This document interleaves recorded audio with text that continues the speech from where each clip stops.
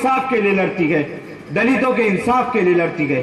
और हमारी बेबाक आवाज अलहाज बैरिस्टर असदुद्दीन अवैसी साहब, जिनकी जबान का कोई मुकाबला नहीं कर सकता, जब ये पार्लियामेंट में खड़े होते हैं तो अच्छे अच्छे बैठ जाते हैं।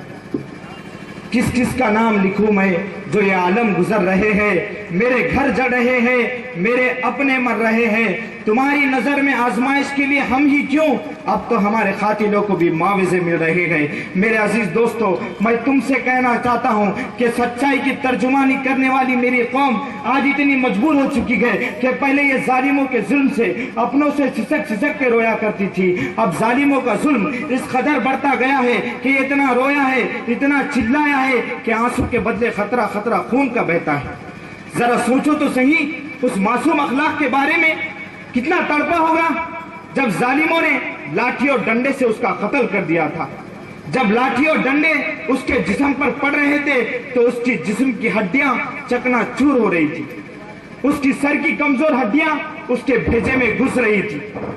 जरा सोचो तो सही उस मासूम अखलाक के बारे में। मैंने सुना है मरते वक्त प्यास बहुत लगती है, तो उस मासूम अखलाक ने ये जालिमों से पानी के लिए कहा होगा, इशारों इशारों में पानी मांगा होगा, मगर ये जालिमों ने पानी तो छोड़ो उसके जिस्म को रोड पर घसीटना शुरू कर दिया, हजारों के हुजूम में उसके जिस्म का तमाशा बना दिया। और आज ये सरकार, ये गवर्नमेंट उस अखलाक के कातिल को तिरंगे में लपेट कर उसकी शहादत की मांग कर रही है, सरकारी नौकरियां दे रही है। मेरे अजीज दोस्तों, जरा सोचो तो सही, हमें जरा सी चोट लगती है तो हमारी माँ कितनी परेशान हो जाती है, तो उस माँ के दर्द का आलम क्या होगा जिसके आंखों के सामने उसके जवान बेटे को कत्ल कर दिया गया। उस माँ के दर्द को जो कहती है कि मेरा बेटा कैद से कब आएगा। अरे याद रखो, जितने एटीएस वालों में कोस रहा हूँ, अल्लाह तुम्हारी औलाद को तबाह कर दे, तुम बर्बाद हो जाओ, तुम हलाक हो जाओ। अरे हम पर इल्जाम, तुम दहशत। अरे मुसलमानों तो अब उठने का वक्त है, दुनिया को मालूम होगा कि हमारी बात को खत्म करो, अकायद के इख्तिलाफात को खत्म करो, देवबंदी बरेली इख्तिलाफात को खत्म करो, कलमे की बुनियाद का नाम मुसलमान होगा।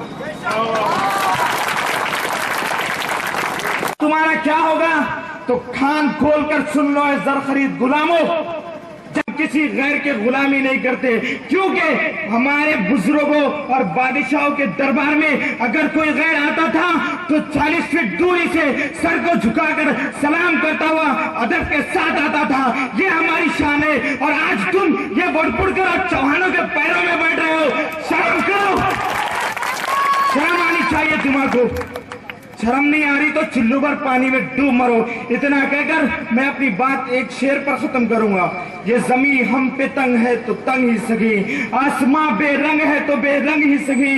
हम अमन चाहते हैं जंग नहीं, और अगर तुम जंग चाहते हो तो जंग ही सही। हम